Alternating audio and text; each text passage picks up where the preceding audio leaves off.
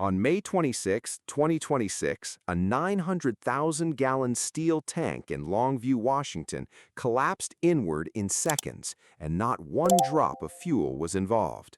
The thing that crushed it was the air you're breathing right now. Nearly 1 million gallons of pulping chemicals sat inside that tank, a vessel as tall as a small building. Workers called the liquid white liquor, a scalding brew of sodium hydroxide and sodium sulfide. Its acidity measured close to a pH of 14, alkaline enough to dissolve both wood fiber and human skin. When the steel gave way, that flood tore loose, hurt 8 people, and ran into the Columbia River, where crews later pulled out poisoned carp. 2 workers died at once. The 9 who first vanished were all recovered in the days that followed, bringing the toll to 11. Their shift had barely started when the structure caved around them. So right now, you're picturing an explosion, a fireball, a shockwave punching through the morning. Forget that image completely, because nothing burned and nothing detonated. This tank suffered the exact reverse of a blast. An explosion drives a vessel's walls violently outward in every direction. What struck here was a crush, a giant container folding inward under a force it couldn't fight. Engineers have a name for this, a vacuum collapse, and the power behind it never left the parking lot. Start with 14.7 pounds per square inch, the plain weight of the atmosphere at sea level, about 101 kilopascals. Across each patch of that tank wall, the open air bore down with the heft of a bowling ball. Over a surface the size of a house, those countless small loads add up to millions of pounds of inward thrust. A container survives that crushing embrace only while matching pressure inside holds it firm. Drop the inner reading even slightly, and the sky outside wins almost at once. We never feel this weight on our own bodies because the fluid in our cells balances it from within. The tank lived by that shared bargain, suspended between 2 enormous opposing loads. Yet the detail that should unsettle you is the opposite case. That very same vessel would gladly shrug off the reverse ordeal. Pump gas into it, raise the inner reading hard, and the steel barely flinches. The reason hides in how a curved wall carries a load. Press outward on a cylinder, and the metal answers with tension, stretched evenly all the way around the ring. That stretching force has a name, hoop stress, and steel handles it beautifully. Reverse the direction, though, and the wall has nothing left to pull against. It must resist by stiffness alone, and a thin curved sheet has almost none to offer. So it buckles, the way an empty soda can crumples the moment you step on it. A sealed full can holds your weight with ease, while that identical shell folds flat once you drink it dry. Your industrial tank obeyed that very rule, sturdy when brimming, frail the instant it ran low. You can watch the whole catastrophe in miniature in any kitchen. Boil a splash of water inside a metal can, cap it tight, and set it in cold water. The steam within condenses, the inner reading craters, and the can crushes itself with a violent bang. No flame, no shove from your hands, just the weight of the room folding thin steel. Scale that toy up to a building, fill it with caustic chemical, and you arrive at Longview. Now ask how the pressure inside that tank disappeared in the first place. 2 routes lead there, and both turn up quietly across heavy industry. Hot vapor sealed in a vessel cools, condenses into liquid, and leaves a partial void where the gas had been. Or you drain the contents out faster than fresh air slips in, starving the empty space above.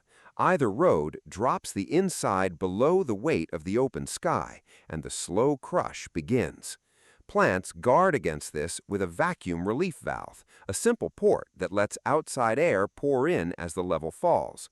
Block that valve, undersize it, or let it stick shut, and the one safeguard quietly disappears. Call it the breathing failure, a vessel suffocating because it can't gulp air fast enough as it empties. We have understood this exact danger for more than a century and a half. In 1858, a British engineer named William Fairbairn set out to learn why iron tubes kept caving in. Boiler flues were imploding across factories nationwide, scalding their crews to death with high-pressure steam. A single ruptured flue emptied an engine room of living men in moments. Owners wanted longer, lighter tubes to save metal and boost output, and the failures piled up. Fairbairn ran a long run of tests for the Royal Society and published the results that same year. He filled each cylinder with water and pumped until the iron folded flat. His paper, presented on May 20, 1858, carried a brutally plain title, On the Resistance of Tubes to Collapse. His figures exposed something cruel about a tube's length. Stretch a tube longer, and its strength against outside pressure falls away sharply. A long vessel buckles under a gentle squeeze that a short, stubby one would ignore. That single result still shapes the rules engineers follow when they size containers to resist suction. The science here was nailed down before the light bulb even existed. Steam crews of the era learned the rule in blood, one flattened flue at a time. Yet the lesson faded from memory as those boilers went silent. So why did a modern plant lose a tank to a failure mapped out in 1858? Investigators from the Chemical Safety Board are still chasing that question. They haven't yet named the exact trigger inside the Longview vessel. But the warning signs around this site were impossible to overlook. In March of 2026, workers reported a drain hole opening a sinkhole in the floor. The plant had already drawn a $12,000 fine for environmental violations. Regulators had cited it for moving equipment before officials finished probing a worker's amputation. So you're thinking someone should have caught all of this, and you're absolutely right. A vacuum collapse never strikes out of nowhere without a chain of small, ignored choices behind it. The physics ambushed no one inside that building. It did precisely what Fairbairn watched happen on his test bench. Here's the deeper truth that makes this whole event so haunting. A tank rated to hold ferocious pressure inside offers almost no defense against suction. The same curved steel that can cage a bomb folds like wet cardboard under a whisper of vacuum. Raw strength in one direction buys you nothing at all in the other. That asymmetry is the entire lesson, and it lurks inside every sealed vessel on Earth. Brewers, refiners, and tanker drivers all wrestle with the very threat that killed here. One cheap, open vent stands between a routine draining job and a building-sized implosion. This was preventable, and the cure has existed since Queen Victoria sat on the throne.